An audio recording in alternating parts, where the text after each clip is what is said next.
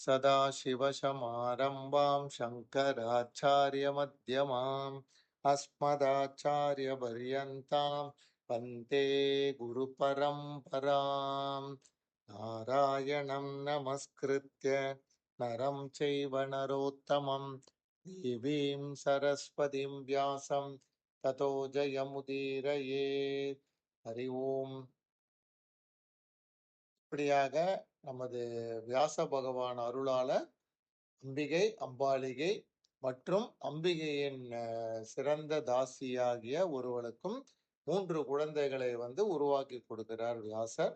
அம்பிகையின் புதல்வன் கண் தெரியாத திருதராஷ்டிரன், அம்பாலிகையின் புதல்வன் வெளுப்பு நிறமுடைய பாண்டு. இந்த அம்பிகையின் சிறந்த தாசிக்கு பிறந்தவன் தான் விதுரன்.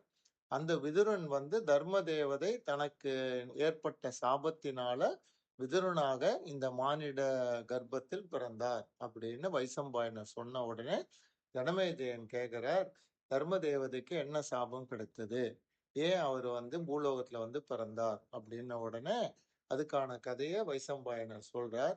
முன்னொரு காலத்துல மாண்டவியர் அப்படின்ற ஒரு பிராமணர் இருந்தார். அந்த பிராமணர் தவத்திலேயே எப்பவும் கண்ணும் கருத்துமா இருப்பார். மிகுந்த ஒழுக்க சீலர், சத்தியம் தவறாதவர், தர்ம சிந்தனை உள்ளவர். தவம் ஒன்றே அவருடைய குறிக்கோள்.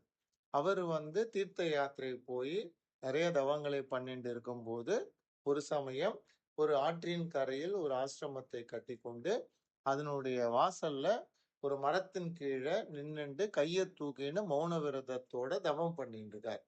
அந்த சமயத்துல அந்த ஆற்றுக்கு சமீபமா இருக்கக்கூடிய நாட்டில் சில கள்ளர்கள் என்ன பண்றா, பொருட்களை எல்லாம் திருடிண்டு அவளை காவலர்கள் துரத்துவதனால ஓடி வரா.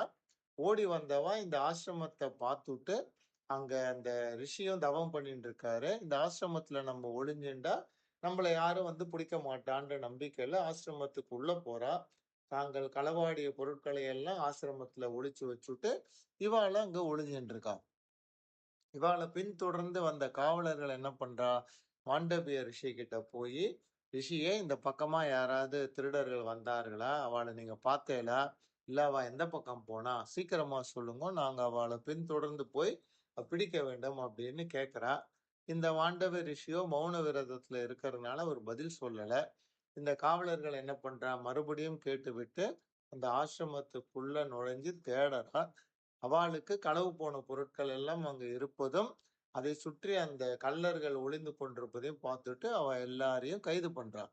அவளை கைது பண்ணி அந்த களவாடி வந்த பொருட்களையும் எடுத்துண்டு இந்த காவலர்கள் போகும்போது இந்த ரிஷியும் இந்த திருடர்களில் ஒருவர் அப்படின்னு தவறா நினைச்சுண்டு அவரையும் கைது பண்ணி கூட்டுன்னு போயிடறான். அவளெல்லாம் கூட்டுன்னு போன காவலர்கள் மன்னர் முன்னாடி நிறுத்தின உடனே மன்னர் ஆராய்ச்சி எதுவும் பண்ணாம ஆலோசிக்காம இந்த கள்ளர்கள் எல்லாரையுமே நீங்க கழுமரத்துல ஏற்றி கொன்னுடுங்கோ அப்படின்னு சொல்லிடுறான். இதை கேட்ட காவலர்கள் என்ன பண்றா, மாண்டவிய ரிஷியும் கல்வர்களையும் எல்லாரையும் கழுமரத்துல ஏற்றுறா. கல்வர்கள் எல்லாம் உடனே வதம் பண்ணப்படுகிறார்கள். ஆனா இந்த ரிஷி மிகப்பெரிய தவசீலியா இருக்கிறதுனால தவத்தின் பலனால அவர் என்ன பண்றார், அந்த கழுமரத்தின் கூர்மையான உச்சியிலே இருந்து கொண்டு கடுமையான தவத்தை தொடர்ந்து பண்ணிட்டு இருக்கார். அன்ன ஆகாரம் எதுவும் கிடையாது. பல நாட்களா அவர் அந்த கடுமையான தவத்தை பண்ணிட்டு இருக்கார். அதனால அவரோட உயிரும் போகல. இத பார்த்த அந்த மற்ற ரிஷிகள்லாம் என்ன பண்றா, ஒரு நாள் இரவு பட்சி ரூபத்தை எடுத்துன்னு இந்த ரிஷி பக்கமா நீங்க என்ன தப்பு பண்ணினீர், எதுக்கோசரம் இப்படிப்பட்ட கடுமையான தண்டனையை நீங்க அனுபவிச்சுட்டு இருக்கீங்க அப்படின்னு ரொம்ப வருத்தத்தோட இவர்கிட்ட கேக்குறா. அதுக்கு மாண்டவியர் சொல்றார், நான் யாருக்கும் எந்த தப்பும் பண்ணினது கிடையாது. அதே மாதிரி எனக்கும் யாரும் ஏன் தப்பு பண்ண போறா, ஏன்னா நானும் ஒரு துறவி. என்கிட்ட தப்பு பண்றது அவ எனக்கு ஏதாவது தப்பு செய்யறதுக்கு காரணம் எதுவும் கிடையாது. அதனால என்னையும் யாரும் தண்டிக்கவும் இல்லை அப்படின்னு பொதுவா சொல்றார். இதை கேட்ட உடனே அந்த ரிஷிகள்லாம் வருத்தத்தோட பறந்து போயிடுறார். கொஞ்ச நாள் கழிச்சு அந்த கழுமரங்கள் இருக்கிற இடமா காவலர்கள் வரா. அவ பார்க்கும்போது மற்ற திருடர்கள்லாம் இறந்து போயிருக்கா. ஆனா இந்த ரிஷி மாத்திரம் கடுமையான தவத்தை பண்ணிட்டு அந்த கழுமரத்தின் உச்சியிலே இருக்கார். இத பார்த்த உடனே இவளுக்கு தோன்றது, இவர் ஏதோ ஒரு பெரிய ரிஷி போல இருக்கு, நம்ம தான் இவரை தவறா கள்ளர்னு நினைச்சு கழுமரத்துல ஏத்திட்டோன்ன உடனே வேக வேகமா ராஜா கிட்ட போறா. ராஜா கிட்ட போய் தாங்கள் பார்த்ததையும் அவளுக்கு தெரிஞ்சதையும் சொல்றான். ராஜாவும் நம்ம ஏதோ தப்பு பண்ணிட்டோன்றத தெரிஞ்சின உடனே மந்திரிகளோட நேரா அந்த கழுமரம் இருக்கிற இடத்துக்கு வரான். அங்க வந்து அந்த ரிஷிய பார்த்து, "உங்கள நான் தெரியாம இந்த மாரி அபராதம் பண்ணிட்டேன். எனக்கு நீங்க யாருன்னு தெரியல. நான் வந்து இந்த பண்ண அபராதத்த மன்னிச்சு, என்ன வந்து எதுவும் தண்டிக்காதீர்கள்" அப்படின்னு கேட்கறான். மாண்டவியர் ஏற்கனவே சாது, அதுவும் அமைதியான ரிஷி வேற. அவரு பொறுமையா என்ன சொல்றார், நீ உன்ன நான் மன்னிச்சுட்டேன் கவலைப்படாத" அப்படின்ன உடனே, அந்த ரிஷிய கழுமரத்திலேருந்து கீழ இறக்குறா. ஆனா, இவளால அந்த கழுமரத்த அவருடைய உடம்புலேருந்து எடுக்க முடியல. ராஜா எவ்வளவோ ட்ரை பண்றான். நாட்பட்டதுனால அது அவருடைய உடம்புலேருந்து வெளியில வர்றது கஷ்டமா இருக்கு. அதனால ராஜா என்ன பண்றான், அந்த கழுமரத்தின் கீழ் பாகத்த மாத்திரம் கட்டியால வெட்டிடுறான். வெட்டின உடனே இப்ப என்ன ஆச்சு அப்படின்னா, அந்த கழுமரமானது மாண்டவிய ரிஷியின் இடுப்புக்கு கீழேந்து விலா வரைக்கும் மேல வருது. விலாக்கு மேல அந்த கூர்மையான பகுதி வந்து வெளியில தெரிஞ்சுன்ட்டு இருக்கு. இதோடயே அந்த ரிஷி என்ன பண்றார், எல்லா இடத்துக்கும் போயி ஜெபம் பண்ணிண்டு, யாகம்லாம் பண்ணிட்டு இருக்கார். அவரு அத பத்தி கவலைப்படல. அவரு அதுக்கு பதிலா என்ன நெனச்சுன்ட்டார்ன்னா, இந்த கூர்மையான கழுமரத்தின் நுனி பாகம் வந்து நம்ம ஏதாவது பூ பறிச்சா, அந்த பூவ வந்து கூடையில போட்டுன்னு, அந்த கூடைய இத மாட்டிக்கிறதுக்கோசரம் பகவான் நமக்கு குடுத்திருக்காருன்னு நெனச்சுண்டு, அவர் மாட்டும் அந்த ஆணியோடயே சுத்தின்ட்டு இருக்கார். அதனால அந்த ரிஷி ஆனப்பட்டவர் ஆணி மாண்டவ்யர் அப்படின்ற பெயரோட இந்த உலகத்துல வந்து ஸ்லாக்கியமா இருந்துருக்கார். அந்த ரிஷி இப்படி கடுமையான தவங்கள் பண்ணதுனால, சாதாரணமா யாராலயும் அடைய முடியாத லோகங்களை எல்லாம் அடையறார். அப்படிப்பட்ட அந்த ரிஷி ஒரு நாள் என்ன பண்றார், தர்ம தேவதையினோட கிரகத்துக்கும் போறார். அந்த தேவதை கிட்ட போயிட்டு அவர் கேட்கிறார், நான் இந்த மாதிரியான ஒரு கடுமையான தண்டனைக்கு அனுபவிச்சதுக்கான காரணம் என்ன? அதுக்கு நான் என்ன தப்பு பண்ணினேன்? அப்படின்றத நீங்க கொஞ்சம் பார்த்து சொல்லுங்கோ அப்படின்னு தர்ம தேவதை கேட்கிறார். தர்ம தேவதை அந்த கேள்விக்கு சொல்றார், நீ வந்து அ முன்காலத்துல வந்து பூச்சிகளை வந்து அவளுடைய ரெக்கையில வந்து அதாவது ஆணியால வந்து நீ குத்தியிருக்க. அந்த காரணத்துக்காக தான் உனக்கு இந்த தண்டனை கிடைச்சது. எப்படி ஒரு மனுஷனுக்கு சுயமா செல்வம் வந்து சேர்ந்தால் அது பன்மடங்கு பெருகுமோ, அதே மாரி நாம் செஞ்ச பாவத்தின் கர்ம பயன் வந்து எவ்வளோ நாள் ஆனாலும் வளர்ந்து அத நம்ம அனுபவிக்க வச்சுடும். அப்படித்தான் உனக்கும் இந்த பலன் கிடைச்சிருக்கு அப்படின்னு சொல்றார். இத கேட்ட உடனே ஆணிமாண்டவர் என்ன பண்றார், அப்படின்னா நான் இந்த தப்ப வந்து என்னுடைய எந்த பிராயத்துல நான் பண்ணேன்? அதாவது எந்த வயசுல நான் பண்ணேன்? அத கொஞ்சம் சொல்லுங்கோ அப்படின்றார். தர்ம தேவதை சொல்றார், இது வந்து நீ குழந்தையா இருக்கும்போது நீ பண்ணது. அப்படின்ன உடனே ஆணிமாண்டவர் சொல்றார், தர்ம தேவதையே, நீங்க வந்து ஒரு விஷயம் தெரிஞ்சிருக்கணும். எந்த குழந்தையும் 12 வயசு முடியிற வரைக்கும் அவன் வந்து பால்யன். அவனுக்கு வந்து அவன் செய்யக்கூடிய காரியங்களுக்கான பாவம் அவனை சேராது. ஏன்னா, அவனுக்கு அந்த வயசுல நீதி சாஸ்திரங்களை பூரணமா தெரிஞ்சுன்ட்டு இருக்க மாட்டான். அப்படிப்பட்ட சிறிய குற்றத்திற்கு எனக்கு மிகப்பெரிய தண்டனை நீ குடுத்திருக்க.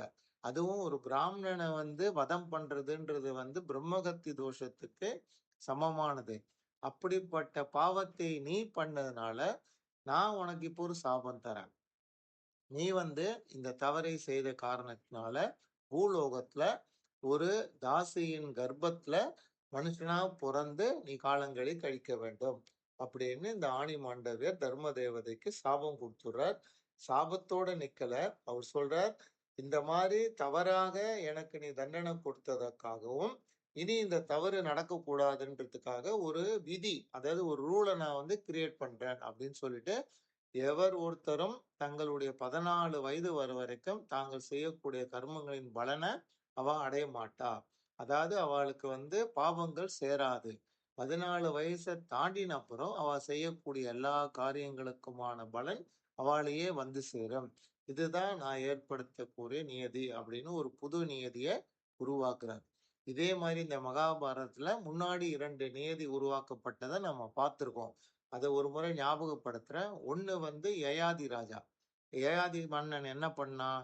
அவன் வந்து இந்திரன் சபையிலேருந்து கீழ புண்ணியம் வந்து க்ஷீணமாயி விழுந்தபோது, மறுபடியும் புண்ணிய லோகத்துக்கு போறதுக்கோசரம் எல்லா ரிஷிகளும் கொடுத்த புண்ணியத்தை தானமா வாங்க விரும்பாத போது, அவனுடைய பேரன்களோட மகள் வயித்து பேரன்களோட அவ செஞ்ச புண்ணியத்த எல்லாம் கொடுத்து, அவன புண்ணிய லோகத்துக்கு அனுப்பிச்சா. அதனால யயாதி என்ன பண்ணா, அதுவரைக்கும் பித்ரு காரியங்கள்ல பெண்களுக்கு எந்த பங்கெடுப்பும் இல்லாது இருந்தபோது, இவர் ஒரு புது நியதியை உருவாக்கி, இனிமேல் வரும் காலத்துல பித்ரு கர்மங்கள் செய்யும் பொழுது, பெண்ணும், பெண் வயிற்று குழந்தைகளும் அதில் கலந்து கொள்வது ஸ்லாக்கியம் அப்படின்னு ஒரு நியதியை ஏற்படுத்தினார்.